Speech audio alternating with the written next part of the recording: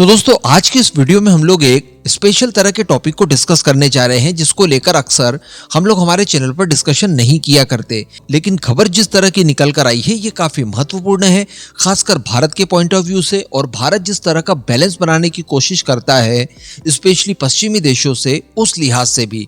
तो चलिए आगे डिस्कशन करते हैं। अगर आपको वीडियो अच्छी लगे तो चैनल को सब्सक्राइब जरूर कर दीजिएगा। तो देखिए, भारत और नॉर्थ कोरिया के रिलेशनशिप को अगर हम लोग डिस्क्राइब करने की कोशिश करें तो न तो रिलेशनशिप बहुत अच्छे हैं ना ही बहुत बुरे हैं, लेकिन वर्ष 2021 में एक समय ऐसा आया था जब भारत द्वारा अपनी एम्बेसी को ऑलमोस्ट बंद कर दिया था। भारत ने कभी भी इस बात को ऑफिशियली स्वीकार तो नहीं किया कि हम लोगों ने नॉर्थ कोरिया के अंदर हमारी एम्बेसी को पूरी तरह से बंद कर दिया, लेकिन वास्तविकता यही थी कि हमने बंद कर दी थी, क्योंकि हमारे डिप्लोमेट्स वगैरह और जितना भी स्टाफ था उन सभी को वापस बुला लिया था। जब भारत से ऑफिशियली इसको लेकर जवाब मांगा गया तो उस समय भारत द्वारा यह कह दिया गया था कि देखिए कोविड-19 चल रहा है, इसके चलते यहाँ पर ऑपरेशन संभव नहीं था, इसी वजह से एम्बेसी को फिलहाल खाली कर दिया गया है। तो अल्टीमेटली संबंध हमारे बहुत बुरे नहीं है। समय समय पर भारत द्वारा नॉर्थ कोरिया की मदद भी की गई है। इवन हम लोग नॉर्थ कोरिया के स्टूडेंट्स वगैरह को कई सारी ट्रेनिंग्स वगैरह भी देते थे, लेकिन इनके स्टूडेंट द्वारा कई बार हैकिंग क्रैकिंग के कई सारे इंसिडेंट्स को अंजाम दिया गया। इस वजह से भारत ज्यादा कुछ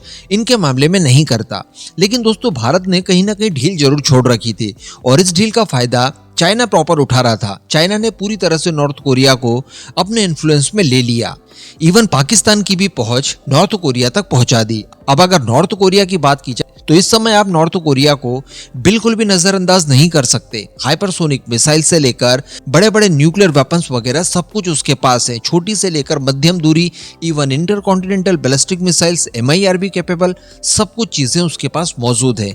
ऐसी परिस्थिति में वो एक मजबूत प्लेयर बन जाता है। साथ ही वो एंटी अमेरिका, एंटी वेस्ट माना जाता है। इसके अलावा दोस्तों, उसने रशिया, चाइना के साथ साथ ईरान के साथ भी एक महत्वपूर्ण गठजोड़ कर रखा है और काफी हद तक मजबूत संबंध इन सभी देशों से उसने बना लिए हैं। Even Iran, north Korea, Russia और चाइना के समूह को क्वाड के काउंटर के तौर पर देखा जाता है। तो ये परिस्थितियां भारत के लिए सही नहीं हो सकती और एक ऐसा मोहरा जो कि काफी उपयोगी हो सकता है, जो कि ऑलरेडी हमारे हाथों में है, उसे यूं ही हाथ से जाने देना उचित नहीं है।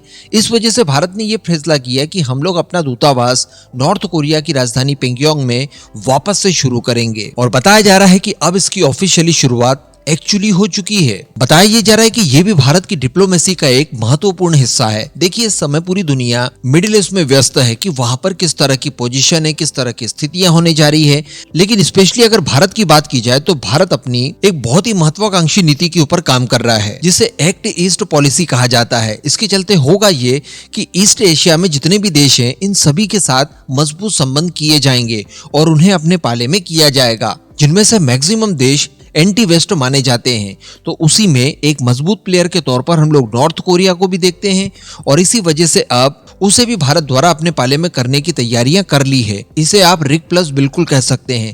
देखिए, पिछले कुछ समय से रिक की अवधारणा को काफी ज्यादा बल मिला है। ब्रिक्स के माध्यम से भारत, रशिया और चाइना के बीच में जो आपसी संबंध है ये काफी मजबूत हुए हैं। हमें देखने के लिए मिल रहे हैं कि भारत और चाइना काफी क्षेत्रों में बहुत अच्छा कर रहे हैं और इसका श्रेय जाता है अमेरिका की खराब एडमिनिस्ट्रेशन को। अमेरिका ने एक साथ भारत और चाइना के खिलाफ जिस तरह की कार्रवाइयां की, इसके अलावा रशिया के खिलाफ जो कार्रवाइयां की, खासकर अपने डॉलर को जो इस्तेमाल किया उन्होंने वेपन के तौर पर, इन सबको काउंटर करने के लिए भारत चाइना को मजबूर कर दिया कि वो भी अपने बीच के मतभेद भुलाकर एक मजबूत संगठन तैयार करे जो कि इन फ्यूचर अमेरिका के अगेंस्ट काउंटर करने में सहयोगी हो। उसी प्रारूप में आप नॉर्थ कोरिया को भी एड ऑन कर सकते हैं, जिसमें पहले भारत, चाइना और रशिया तो थे, लेकिन अब नॉर्थ कोरिया को भी इसमें ले लिया गया है। इससे न केवल हम लोग अमेरिका के साथ साथ पूरे पश्चिमी लॉबी के ऊपर एक तरह का बैलेंस बना सकते हैं, इवन नॉर्थ कोरिया के दुरुपयोग होने से भी हम लोग रोक सकते हैं। और ये दुरुपयोग कौन कर सकता था? सीधी सी बात है, चाइना और पाकिस्तान। अगर भारत और नॉर्थ कोरिया के संबंध एक्चुअली मजबूत हो जाते हैं तो चाइना, पाकिस्तान चाहकर भी नॉर्थ कोरिया को भारत के खिलाफ उतना मजबूत दावेदार नहीं बना सकते। लेकिन मान लीजिए कि अगर भारत द्वारा ढील दे दी जाती है और पूरी तरह से नॉर्थ कोरिया के ऊपर पाकिस्तान और चाइना अपना इन्फ्लुएंस जमा लेते हैं और किसी दिन उन्होंने नॉर्थ कोरिया को भारत के खिलाफ इस्तेमाल करना चाहा, तो डेफिनेटली ये भारत के लिए एक बड़ा सिरदर्द हो सकता है। इसी वजह से भारत ने ये काम किया है। नॉर्थ कोरिया के जरिए भारत साउथ कोरिया और जापान के ऊपर भी बड़ी आसानी से बैलेंस बना सकता है। और अभी तो अमेरिका के अंदर डोनाल्ड ट्रंप की गवर्नमेंट आने जा रही है, तो कोई विशेष तकलीफ हमें आएगी भी नहीं अमेरिका और नॉर्थ कोरिया के साथ एक साथ बैलेंस बनाने के लिए। और अगले 4 सालों तक डोनाल्ड ट्रंप रहेंगे ही रहेंगे। इस दौरान हम लोग एक पूरा प्लेटफॉर्म नॉर्थ कोरिया को लेकर तैयार आसानी से कर पाएंगे। तो भारत के इस कदम को लेकर आपका क्या मानना है, नीचे कमेंट करके जरूर बताइएगा।